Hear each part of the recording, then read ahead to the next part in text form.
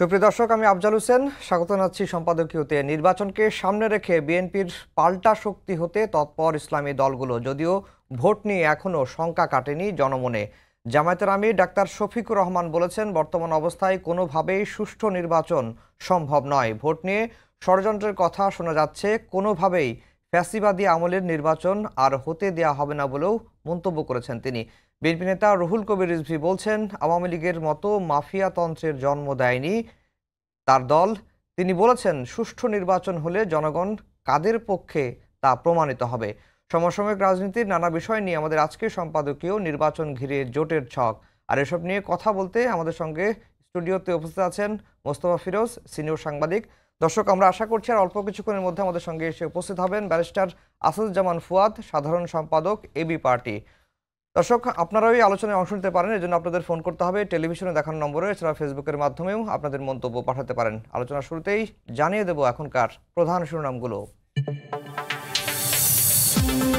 সারা দেশকে পাটগ্রাম বানিয়েছে একটি দল, কোনো মবকে সমর্থন করে না জামায়াত। রংপুরে সমাবেশে বললেন আমির, ভোটের আগেই মৌলিক সংস্কার আদায়ের ঘোষণা। কোনো মাফিয়াতন্ত্রের জন্ম দেয়নি বিএনপি, দলের অপকর্মকারীদের বিরুদ্ধে জিরো টলারেন্সের বার্তা রিজভীর। সুষ্ঠু নির্বাচন হলেই বোঝা যাবে বিএনপির জনপ্রিয়তা। জুলাই আগস্টের মধ্যেই ঘোষণাপত্র চায় এনসিপি, বাংলাদেশপন্থীরাই চালাবে দেশ, হুঁশিয়ারি নাহিদের। ঠাকুরগাঁও দিনাজপুরে নেতাকর্মীদের পথসভা, গণসংযোগ। স্মরণকালের সবচেয়ে ভালো নির্বাচন উপহার দেবে অন্তর্বর্তী সরকার, ভোটের পর সবার সামনে গণনা হবে উন্মুক্তভাবে, জানালেন জ্বালানি উপদেষ্টা।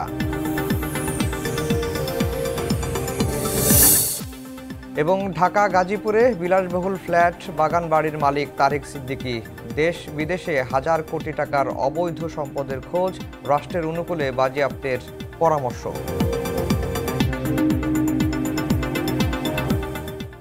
দর্শক, শিরোনাম শুনছিলেন। আমরা আজকের আলোচনার বিষয় দিয়েছি নির্বাচন ঘিরে জোটের ছক। মোস্তফা ফিরোজ ভাই, আপনাকে দিয়ে আলোচনা শুরু করব, যেহেতু ফুয়াদ ভাই এসে এখন উপস্থিত হয়নি। আজকে জামায়াতের রংপুর বিভাগীয় সমাবেশ হয়েছে এবং 33টি আসনের প্রার্থীও তারা চূড়ান্ত ঘোষণা করেছেন। সেই সমাবেশে জামায়াতের আমির লালমনিরহাটের পাটগ্রামের যে একটি ঘটনা, যে ঘটনাটি গতকালকে ঘটেছিল, বিএনপির দুইজন নেতাকে মোবাইল কোর্টে সাজা দেওয়া হয়েছিল, সেটি নিয়ে একটি ঘটনা ঘটেছে। এটিকে কেন্দ্র করে বা এই প্রসঙ্গ তুলেই জামায়াতের আমির বলছেন যে এই যদি অবস্থা হয় তাহলে এই পরিস্থিতিতে নির্বাচন কিসের, কি নির্বাচন হবে। আবার তিনি ভোটের নিয়েও শঙ্কা প্রকাশ করেছেন এবং তিনি বলেছেন যে ভোট নিয়ে ষড়যন্ত্রের কথা শোনা যাচ্ছে। আপনার তার বক্তব্য নিয়ে কি মনে হয়, বিশ্লেষণটা জানবো। ধন্যবাদ। আসলে এটার হুট করে চট করে মানে একটা বক্তব্য দিয়ে মানে সেটা ভোটের পরিবেশটাকে চিহ্নিত করা ঠিক হবে না। এটা অনেক বড় বক্তব্য হয়ে যায়। পাটগ্রামের ঘটনাটা তো নিঃসন্দেহে উদ্বেগজনক, শুধু তাই না, আপনি খেয়াল করেছেন আর একটা ফলো আপ রিপোর্টও আছে। পাটগ্রামের ওই যখন নাকি সেই আসামিদেরকে যখন নাকি ছিনায় নেওয়ার চেষ্টা হচ্ছিল, তখন পুলিশ যেহেতু ওখানে আক্রান্ত হয়েছে, হাতীবান্ধা পাশের সেই থানার পুলিশ উদ্ধার করার জন্য যাচ্ছিল, তাদেরকে অবরুদ্ধ করা হয় 250-300 দিয়ে। সেখানেও বিএনপি এই কাজটা করছে। তো এই বাংলাদেশের ইতিহাসে কিন্তু এরকম হয়নি, এবং শেখ হাসিনার সময়ও কিন্তু এইরকম নৈরাজ্যকর পরিস্থিতি দেখা যায়নি যে আক্রান্ত একটা থানা পুলিশকে উদ্ধার করার জন্য পাশের আরেকটা থানা পুলিশ মার্চ করবে, সেই পুলিশকে বাধা দেওয়া হয়েছে। এটা খুবই উদ্বেগজনক। তবে আমি বলবো কি, তারপরেও আমার এটাকে মানে চূড়ান্ত ধরে নিয়ে ডাক্তার শফিকুর রহমান যেটা বলছেন সেটা আবার সত্য না। ডাক্তার শফিকুর রহমানরা আবার যা করছেন সেটাও কিন্তু ওই নির্বাচনের অনিশ্চয়তার আরেকটা কারণ। আমি সেটা বলি। প্রথম কথা হলো যে মানে আপনি নির্বাচনটা যত দেরি করবেন, একটা ইন্টারিম গভর্নমেন্ট যত সময় ক্ষেপণ করবে, তত বেশি অনিশ্চয়তা বাড়বে, জটিলতা বাড়বে, অরাজকতা বাড়বে। কারণ একটা দেশের সব কিছু পরিস্থিতি নিয়ন্ত্রণ শুধুমাত্র প্রশাসন করে না, রাজনৈতিক শক্তিও করে। যে রাজনৈতিক শক্তির এখন কোনো দায়বদ্ধতা নেই, জবাবদিহিতা নেই, সেই রাজনৈতিক শক্তি তো তখন বিশৃঙ্খল একটা অবস্থার মধ্যে চলে যায়। এখন অবস্থা হচ্ছে তাই। আগে আপনি কম্পেয়ার করেন, আগে আওয়ামী লীগ ক্ষমতায় ছিল, তার দল কিন্তু একই কাজ করত, কিন্তু কমান্ড ছিল একটা। যখনই যেখানে হয়েছে তারা সেটা নিয়ন্ত্রণ করতে পারছে। নিয়ন্ত্রণ করতে পারে নাই এমন ঘটনা নেই, হয়তো নিয়ন্ত্রণ করতে কখনো কখনো চায়নি। যেমন ধরেন বিএনপির উপর হামলা করো, সেটা তারা নিয়ন্ত্রণ করতে চায়নি, কিন্তু যখন নিয়ন্ত্রণ করতে চাইছে তখন পারে। প্রশাসন এবং রাজনৈতিক শক্তি একত্রিত হয়ে একটা দেশ চলে। আমাদের এখানে মানে প্রশাসন আছে, সেই প্রশাসন আরো দুর্বল একটা প্রশাসন। রাজনৈতিক শক্তি কোথায়? রাজনৈতিক এই সরকার তো একটা নির্দলীয়, একটা নিরপেক্ষ ইন্টারিম, তার কোনো রাজনৈতিক কাঠামো নেই। কাঠামো নেই বলে সে কিন্তু লোকালি কোনো কিছু নিয়ন্ত্রণ করতে পারছে না। ওই পটিয়ায় যে 8 ঘন্টা সড়ক অবরোধ করে রাখলো বৈষম্য বিরোধী ছাত্র আন্দোলন, যাদের এখন সত্যিকার অর্থে সেই অর্থে কোনো মানে জনবল নেই, সেই শক্তি নেই, তারপরেও তারাও একটা শক্তি।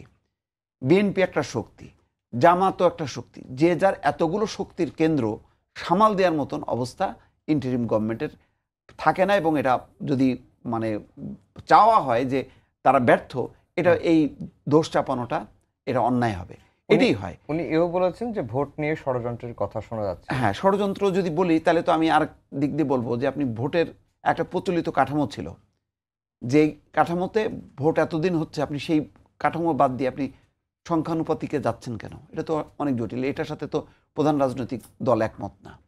আপনার শোনেন, এখন এটাকে যদি আপনি নির্দলীয় নিরপেক্ষ সরকার ধরেন, একটা ঝড় হওয়ার পর একটা কোন রকম একটা রেফারেন্স নিয়ে আপনি আছেন, আপনি রেফারেন্স নিয়ে এমনভাবে অপারেশন শুরু করছেন, মনে হচ্ছে যেন আওয়ামী লীগ সরকারও যা, ইউনূস সরকারও তাই, অতীতে যেভাবে সরকার ছিল সেরকম। সেটা তো হবে না।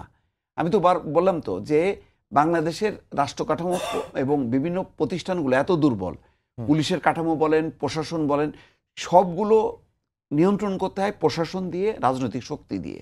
তো আপনার তো এখানে রাজনৈতিক শক্তি নাই। একটা অন্তর্বর্তী সরকার, দেখেন আপনি 1/11-এর কথা চিন্তা করেন, প্রথম খুব শৃঙ্খলা ছিল, মানে টাইট অবস্থা ছিল। তারপর দিন যত যাইতে থাকলো তখন কিন্তু নিয়ন্ত্রণ আস্তে আস্তে হারাইতে বসলো এবং তাড়াতাড়ি করলো। এখানেও একই অবস্থা হচ্ছে। তো সেই কারণে আপনি এখন ধরেন ফুয়াদ ভাই আছেন, আমার চেয়ে ভালো, প্রতিদিন তিনি এই কমিশনের আমি একটু বলি, আপনি এতগুলো এজেন্ডা নিয়ে আসছেন, এই এজেন্ডাগুলি ধারণ করার মতন রাজনৈতিক দলগুলো না। ভাই, রাজনৈতিক দলগুলি তো সেই এজেন্ডাই তার নিজের সে পোষণ করে না। যে পোষণ করে না, ধরেন আমার ঢাকা বিশ্ববিদ্যালয়ে পড়ার যোগ্যতা নাই আমার, আপনি আমার অক্সফোর্ডে পাঠালেন, আমি তো অক্সফোর্ড লেভেলের না। তা আপনি কার কাছে কি চাচ্ছেন?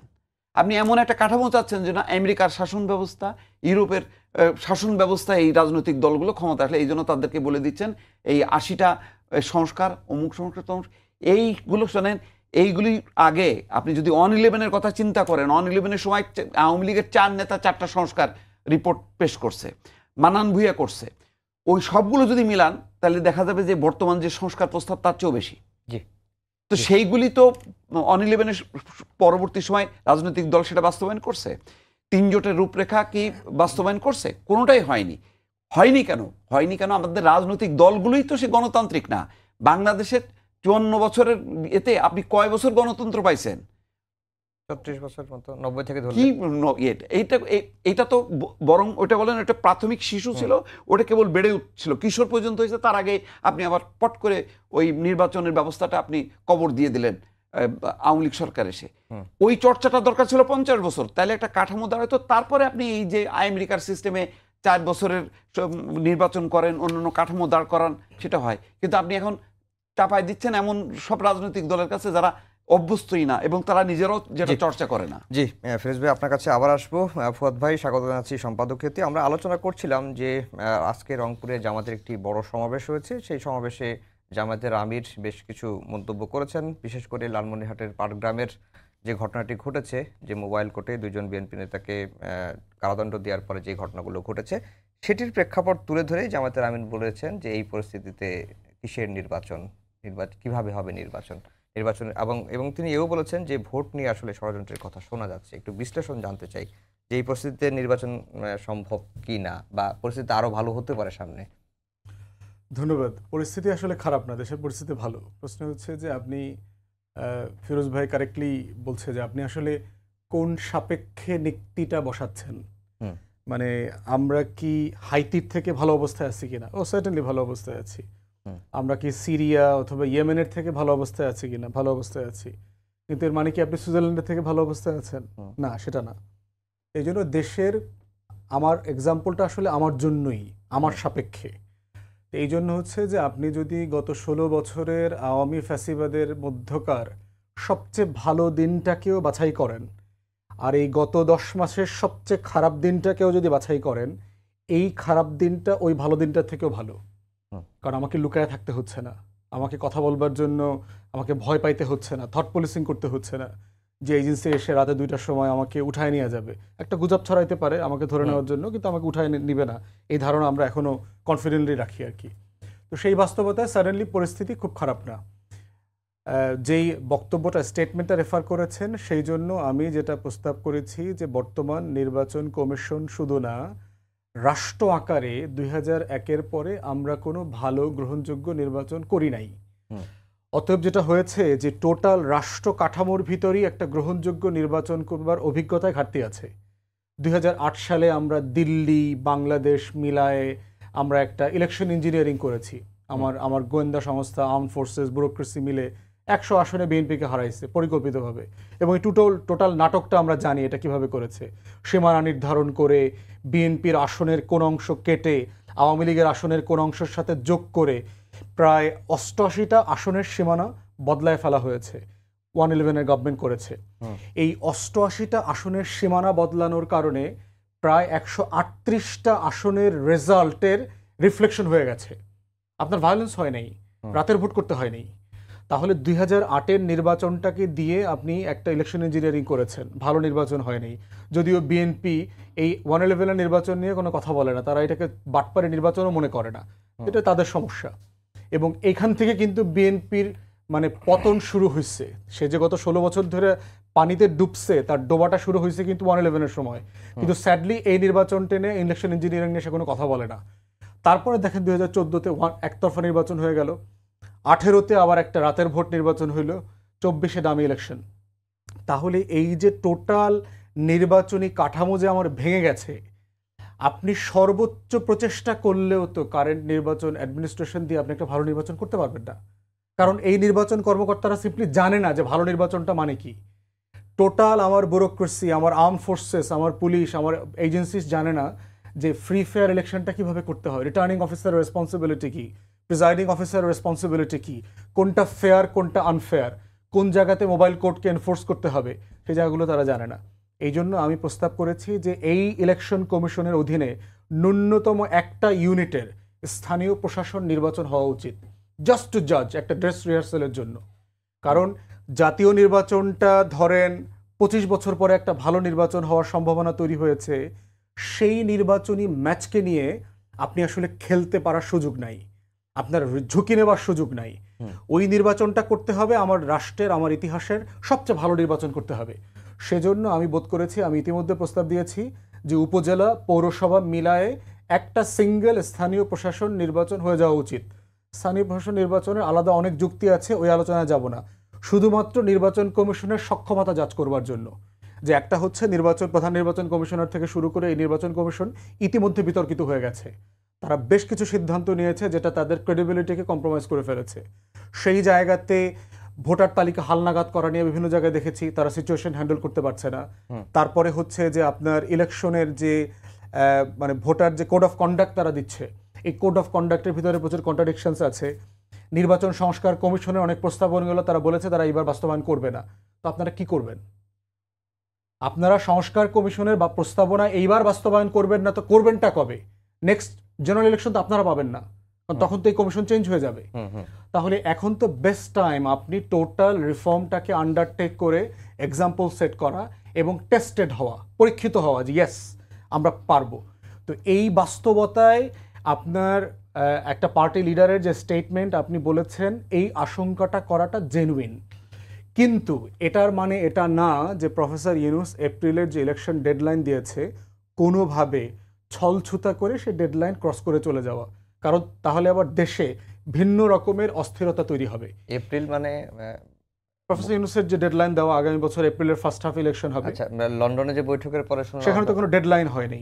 সেখানে যেটা হয়েছে একটা বোঝাপড়া হয়েছে যে যদি যে কাজগুলো আমরা করতে চাই, সংস্কার, বিচার, এটা সেটা এগুলো মিলায় এটা যদি আগে হয়ে যায় তাহলে হতে পারে, কোনো সমস্যা নেই। আন্ডারস্ট্যান্ডিং, কোনো ডেডলাইন না। জি, মোস্তফা ফিরোজ ভাই, একদিকে তো যে ইলেকশন কমিশনের সক্ষমতা বা আইন শৃঙ্খলা পরিস্থিতি নিয়ে ফুয়াদ ভাই বললেন, অন্যদিকে নির্বাচনের প্রস্তুতিও কিন্তু আমরা দেখছি যে রাজনৈতিক দলগুলো নিচ্ছে। বিএনপির পাল্টা শক্তি হতে আমরা দেখলাম আজকে প্রথম আলোতে অনেক বড় করে নিউজ করেছে যে বিএনপির পাল্টা শক্তি হতে তৎপর ইসলামিক দলগুলো। ইসলামিক দলগুলোর মধ্যে অনেক আদর্শিক মতভেদ আছে, বিভেদ আছে। এই মতভেদ, বিভেদ, আদর্শিক দ্বন্দ্ব এগুলো ভুলে কি আসলে এক প্ল্যাটফর্মে আনা সম্ভব কিনা, আপনার কাছে কি মনে হচ্ছে? সম্ভব। এটা তারা তাদের নিজেদের প্রয়োজনেই ঐক্যবদ্ধ হবে। তারা মনে করছে যে এখন বিএনপি সারা দেশে এই যে যেমন পাটগ্রামের ঘটনা, বনানীর ঘটনা, এগুলোকে হাইলাইট করছেন কেন? মানে ওই একটা ঘটনা দিয়ে উনি একদম বলছেন যে এখানে কিসের নির্বাচন, হ্যাঁ, কিভাবে নির্বাচন হবে, লেভেল প্লেইং ফিল্ড না হলে নির্বাচন কোথায় যাব? নিঃসন্দেহে আমি তো বললাম যে পাটগ্রামের ঘটনাটা খুবই মানে খারাপ, কারণ পাশের থানা পর্যন্ত সেখানে যেতে পারেনি, তারাও ঘেরাও হয়েছে, 2টা থানা ঘেরাও করে রাখছে বিএনপি নেতা কর্মীরা। এটা খুব খারাপ উদাহরণ। কিন্তু ওই যে আবার মানে কি বলে হাইতি আর সুইজারল্যান্ড, আমরা হাইতিও না সুইজারল্যান্ডও না, তো সুতরাং মানে ওই ঘটনা দিয়ে আমরা বোঝা যাবে না যে আমরা হাইতিতে চলে গেলাম, আবার ওইটা বাদ দিলে যে আমরা সুইজারল্যান্ডে চলে গেছি সেটাও না, আমরা মাঝামাঝি অবস্থানে আছি। আবার কিন্তু এইগুলিকে তো ইস্যু করবে। এখন দেখেন, আগে যদি আওয়ামী লীগ থাকতো তাহলে ফরমেশনটা অন্যরকম হতো, তাহলে জামাত বিএনপি একটা পোলারাইজেশন হতো আর আওয়ামী লীগের নেতৃত্বে আর একটা পোলারাইজেশন হতো। এখন এখন মানে সেকেন্ড পার্টি কী হবে বা ফার্স্ট পার্টি কী হবে? এখন জামাত সহ ইসলামী জোটগুলি তারা মনে করে যে তারা যদি ঐক্যবদ্ধ হইতে পারে তাহলে তারা ক্ষমতায় আসতে পারে। তো সেই অবস্থায় তো তারা মানে ছোট ছোট ঘটনাগুলোকেও অনেক জাতীয় রূপ দেওয়ার চেষ্টা করবে। পাটগ্রামের ঘটনাটা তো মানে জাতীয় লেভেলে আনার চেষ্টা করবে, দেখানোর চেষ্টা করবে, যেটা হয় আর কি। মানে এখন ধরেই নিচ্ছে যে মানে বিএনপি ক্ষমতায় আছে, সুতরাং ক্ষমতাসীনরা যা যা ভুল ত্রুটি করে সেগুলিকে ইস্যু করে।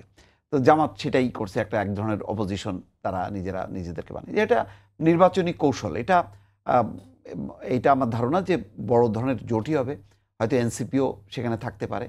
তো এটা তো মানে নির্বাচন তো স্বাধীন, আমি কার সাথে কার কোন ইকুয়েশনে জোট করব, হ্যাঁ, সেটা তো মানে বলার কিছু নেই। তবে আমার বিশ্বাস যে এইভাবে যদি চলতে থাকে তাহলে মানে জোট হবে। কিন্তু সংকট হলো এইটাই যে নির্বাচন যত প্রলম্বিত হবে সংকট কিন্তু বাড়তে থাকবে। এই পাটগ্রামের একটা ঘটনা, বনানীর ওই জাকারিয়া হোটেলের ঘটনা, এইগুলি দিনকে দিন, তারপরে পটিয়ার ঘটনা, তারপরে বিভিন্ন জায়গায় এই যে মানে একটা পরিবারের 3 জনকে পিটায় মেরে ফেলা সকালবেলায় ঘটনা, তারপরে ওই যে নারী নির্যাতনের মুরাদনগরী তো 2টা বড় ঘটনা।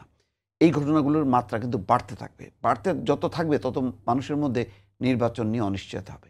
আমি সবসময় বলি তো, একটা ইন্টারিম গভর্নমেন্টকে আপনি যত সংক্ষিপ্ত রেখে কাজগুলি শর্ট করবেন, আর যদি রাজনৈতিক দলগুলোর মধ্যে আপনার সবচেয়ে বড় কথা হলো আপনি রাজনৈতিক দলগুলোকে বিশ্বাস করতে হবে। আপনার মনে হচ্ছে যে আচ্ছা বিএনপি এই অবস্থায় যদি নির্বাচন হয় তাহলে তো তারা তো মানে ক্ষমতা এসেই ওই আবার আওয়ামী লীগের মতন স্বৈরাচার হবে। তারা ক্ষমতা আসতে পারলো না, 15 বছর ধরে তারা ফ্যাসিবাদদের বিরুদ্ধে লড়াই করলো, আর আপনি এখন রায় দিচ্ছেন ফ্যাসিবাদ পতন হওয়ার পর যে এই দলটা ফ্যাসিস্ট হবে। কেন? এই যে এই কাঠামোর মধ্যে, তো এই কাঠামোর মধ্যে তো আমরা 91 সালেও তো নির্বাচন হয়েছে। তো 91 সালে খালেদা জিয়ার গভর্নমেন্ট তাহলে বলেন ওটা ফ্যাসিস্ট ছিল? ফ্যাসিস্ট ছিল না তো। সবাই বলে সবচেয়ে ভালো নির্বাচন হয়েছে ওইটা 91 সালে, যেখানে আওয়ামী লীগের ক্ষমতা আসার সম্ভাবনা ছিল। তো এখন আপনি মানে কোনো কিছু হবার আগেই আপনি রায় দিয়ে দিচ্ছেন যে বিএনপি ফ্যাসিস্ট হবে, স্বৈরাচার হয়ে যাবে, এটা ঠিক না। এখন আমি তো বললাম তো যে আপনি অনেক মানে আন্তর্জাতিক মানের অনেক সংস্কার প্রস্তাব নিয়ে আনবেন, আলোচনা চলতে থাকবে, আলোচনা চলতে চলতে দেখা যাবে যে যত বেশি প্রলম্বিত হবে তত বেশি জট বাঁধতে থাকবে। আপনি দেখেন এখনো পর্যন্ত ফুয়াদ ভাই, আমি জানি না তত্ত্বাবধায়ক সরকার ব্যবস্থা পুনঃপ্রবর্তন হবে। ওই একটা ব্যবস্থায় তো সবাই একমত হয়েছে যে আবার নির্বাচনকালীন তত্ত্বাবধায়ক সরকার। কিন্তু তত্ত্বাবধায়ক সরকারের প্রধান কে হবে? বিএনপি বলছে বিচার বিভাগকে সংযুক্ত করা যাবে না। তার মানে এখানেও তাহলে কাদেরকে করা যাবে এই নিয়েও কিন্তু একটা দ্বিমত আছে।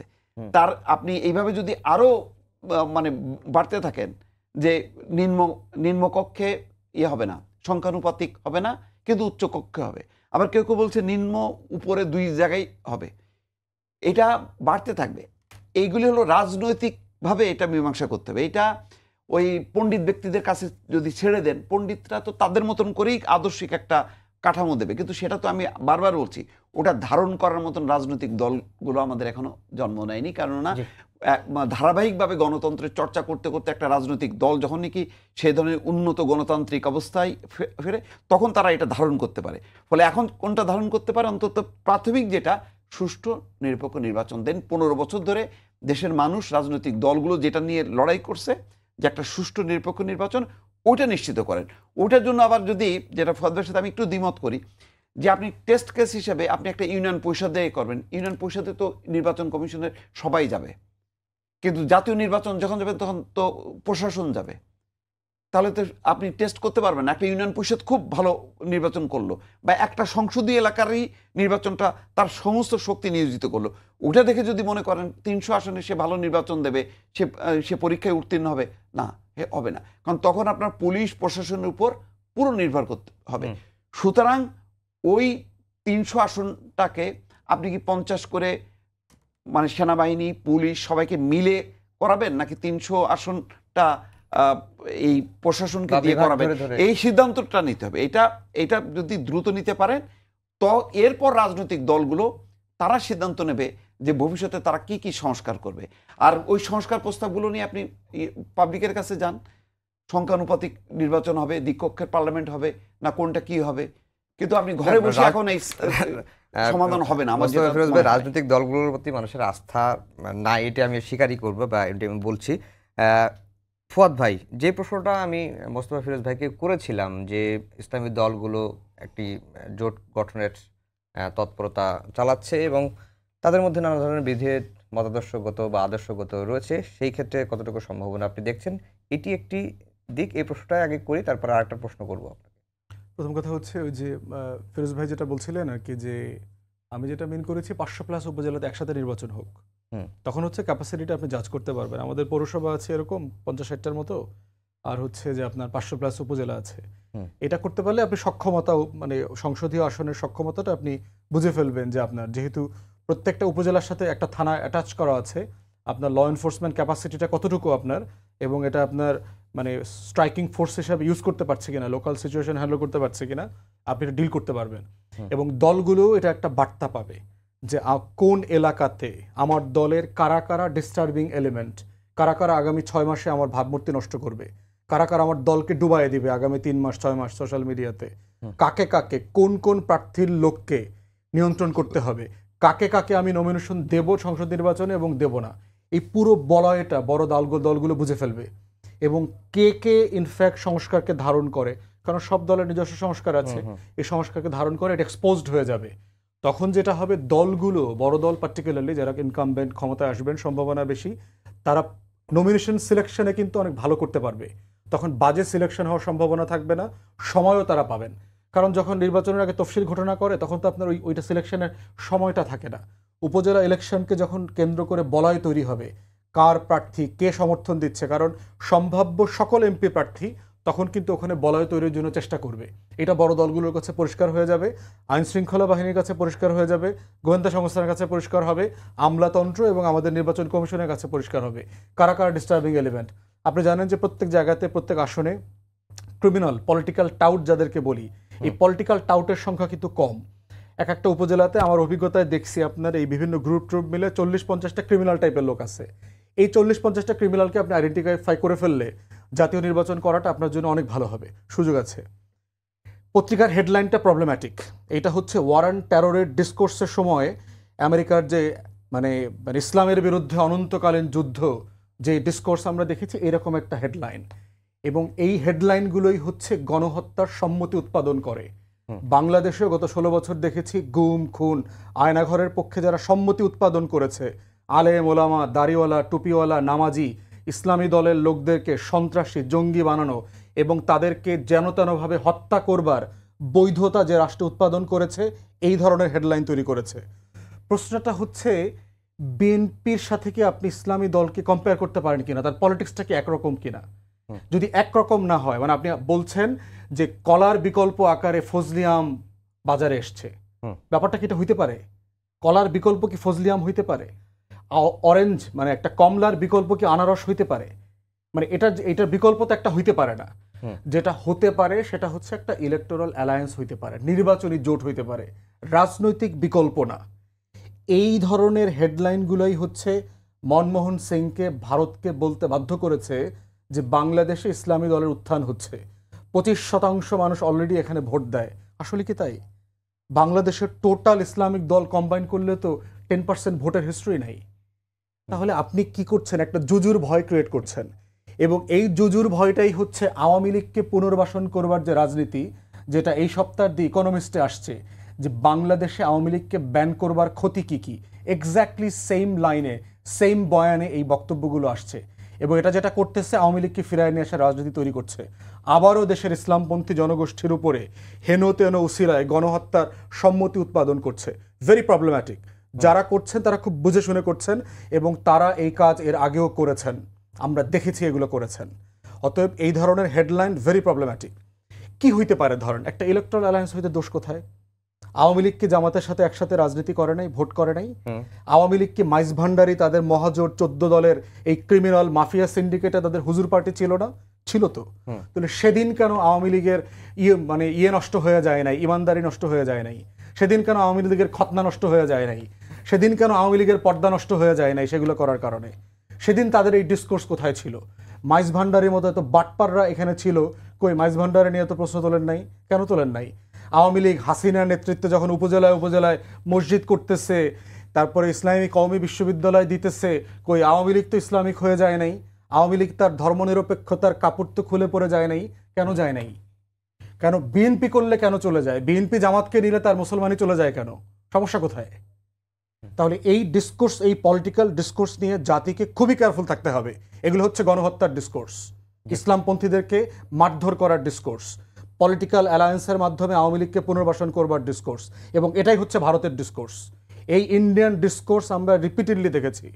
হইতে পারে কি? হইতে পারে হচ্ছে বিএনপির যে সাইজ দলের, তাকে আপনি 1 নম্বর দল ধরলে 10 পর্যন্ত আর কোনো দল নাই। তাহলে বাংলাদেশের গণতন্ত্রে আগামী নির্বাচনটা তো খুবই ডেঞ্জারাস ব্যাপার হয়ে যাবে। 73-এর 27 নির্বাচন হয়ে যেতে পারে যদি সবাই আলাদা আলাদা করে নির্বাচন করে। বিএনপি 250-এর উপর সিট পাবে, বিএনপিও ডুববে, দেশও ডুববে। তাহলে আপনার এখানে একটা ভায়াবল অপোজিশন দরকার না একটা গণতান্ত্রিক চর্চার জন্য? সেটা কি হইতে পারে? সেখানে একটা ইলেকটোরাল অ্যালায়েন্স হইতে পারে বিএনপি ছাড়া বাকি সব দলগুলো মিলে। তাও সাইজেবল কত সিট হবে? ধরেন জামাত, চরমোনাই, এনসিপি, এবি পার্টি সবাই মিলে যদি ইলেকশন করে, আমি দেখছি 60-এর পরে 80 পরে আপনি আর প্রার্থী দিতে পারবেন না। Seriously, as of today. 6 মাস পরে দেশের ইলেকট্রাল পলিটিক্স কোথায় যায় আমি জানি না, কিন্তু আপনি বিএনপির বাইরে প্রার্থী দেওয়ার মতো লোক তো নাই, ক্যান্ডিডেট তো আপনার নাই। তাহলে সেই জায়গায় এই পলিটিক্সটা আপনার দাঁড় করানোটা দেশের জন্য জরুরি। একটা বিকল্প গণতান্ত্রিক শক্তির উত্থান পার্লামেন্টে দরকার।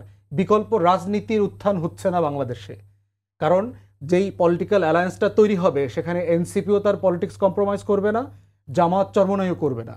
সিম্পলি একটা ভোটের ট্যাকটিক্যাল অ্যালায়েন্স হবে, কোনো পলিটিক্যাল অ্যালায়েন্স হবে না। এবং এই দুই অ্যালায়েন্সের পার্থক্য জাতির কাছে, গণমাধ্যমের কাছে পরিষ্কার থাকতে হবে, যেন আমরা ভারতের ফাঁদে পা নেই। জি, আরেকটা যে প্রশ্নটি করতে চেয়েছিলাম আপনার কাছে, আমি মাঝখানে ভুলে গিয়েছিলাম, যে আপনি তো সংস্কার ঐক্যমত্য কমিশনের বৈঠকগুলোতে অংশ নিচ্ছেন। জুলাই সনদ সংবিধানে অন্তর্ভুক্ত করতে বিএনপি রাজি হয়নি, এ ধরনের কোনো বিষয় আলোচনা হয়েছে কিনা? আমি তো প্রত্যেক দিন ছিলাম, ব্যাপারটা বলা যাবে না। আমি যে কয়দিন ছিলাম সেই কয়দিনে আসলে জুলাই সনদের আলোচনা আমি পেয়েছি বলে মনে পড়ছে না। প্রথম দিকে জুলাই সনদে কি কি জিনিস অন্তর্ভুক্ত হবে এইরকম 1-2বার একটা মিটিং আলাদা হয়েছে। প্রফেসর ইউনূস যখন আপনার এই কমিশনের মিটিংয়ের আগে বেশ কয়েকটা মিটিং করেছেন, সেখানে জুলাই চার্টার করা এবং মোটা দাগে এই জুলাই চার্টারে কি কি উপকরণ থাকা উচিত সেই বিষয়গুলো আসছে। এই উপকরণ থাকার প্রশ্নটা তো রিজলভ হবে ঐকমত্য কমিশনের সিদ্ধান্তগুলো আসার পরে, যে কোনটা কোনটা জুলাই চার্টারে যাবে আর কোনটা কোনটা হচ্ছে আমরা সবাই একটা জেন্টলম্যান এগ্রিমেন্টের মতো অ্যাগ্রি করব, ফিউচার পার্লামেন্ট সেটা করবে। আর স্ট্যাটাসের কোশ্চেনও আমার উপস্থিতিতে কখনো আলোচনা হয় নাই। এখন অন্য যে দিনগুলোতে আমি ছিলাম না সেই দিনগুলোতে হয়েছে কিনা সেটা আমি বলতে পারছি না। তবে আমি যতটুকু বুঝেছি যে ঐকমত্য কমিশন থেকে বলা হয়েছে যে এই ঐক্যমতগুলো হয়ে গেলে পরে ইস্যুর উপরে এই পজিশনগুলো যখন জুলাই সনদে অন্তর্ভুক্ত করা হবে, এই অন্তর্ভুক্তির বাদে হচ্ছে আপনার একটা ডিসেন্টিং পরিশিষ্ট ইন্ডেক্স থাকবে যে কোন কোন জায়গাতে আমরা একমত হতে পারি নাই। যেমন ধরেন আর্টিকেল 70 অনুচ্ছেদ নিয়ে আমরা 2টা বিষয়ে সবাই একমত হয়েছি যে 2টা বিষয় ছাড়া বাকি সব বিষয়ে ভোট দেওয়া যাবে। বিএনপির আরও 2টা বিষয় আছে, তারা বলছে যে সংবিধান সংশোধনী এবং জরুরি অবস্থা যুদ্ধাবস্থাকে মিন করেছে, এই অবস্থায় তাদের দলের সদস্যরা তাদের দলের বাইরে ভোট দিতে পারবে না। এখন তাহলে আমরা এটা সমাধান কিভাবে করেছি কমিশনে? আমরা সমাধান করেছি যে একমতের বাইরেও একটা ইন্ডেক্স থাকবে, পরিশিষ্ট থাকবে যে ওগুলোতে আমরা একমত হইতে সবাই পারি নাই, কিন্তু মোটা দাগে সবাই একমত হয়েছে, এরকম একটা ইন্ডেক্সও থাকবে। এরপরে আলোচনা হবে এটার সাংবিধানিক স্ট্যাটাসটা কি হবে, এটাকে এনফোর্স করা যাবে, এটা কি শুধুমাত্র একটা ভদ্রতামূলক ঐকমত্য যেটা আমরা সবাই জাতির সাথে ওয়াদা করছি আমরা এটা করব, না করলে কি সংবিধান লঙ্ঘন অথবা সরকারের শপথ লঙ্ঘনের শামিল হবে কিনা, এই আলোচনাটা ফিউচারে আরো সিরিয়াসলি করতে হবে। তবে এনসিপির পক্ষ থেকে এই দাবিটা পলিটিক্যালি তারা তুলেছে বিভিন্ন ফোরামে। জি, মোস্তফা ফিরোজ ভাই, আমরা একেবারে শেষের দিকে চলে আসছি। জাস্ট লাস্টে একটু মূল্যায়নটা জানতে চাই যে গণ অভ্যুত্থানের 1 বছর হতে চলেছে। সেই জুলাই, এই জুলাই কি অর্জন, কি ব্যর্থতা, কোথায় সফল হলাম আমরা? না, অর্জন তো অবশ্যই, মানে আমরা যত সমালোচনাই করি না কেন অর্জন তো ওটাই যে অন্তত এখন মুক্তভাবে সবাই কথা বলতে পারছে, সবার সমাবেশ করতে পারছে। আগে তো একটা একদলীয় একটা শুধু আওয়ামী লীগেরই জনসভাটা ছিল উন্মুক্ত, এখন দেখি বিএনপি করছে, জামাত করছে, অন্য যে কেউ করতে পারে, কোনো বাধা নেই। তো সেই জায়গাটা মানে অতিক্রম হয়েছে, এখন কেউ কাউকে বাধা দিচ্ছে না।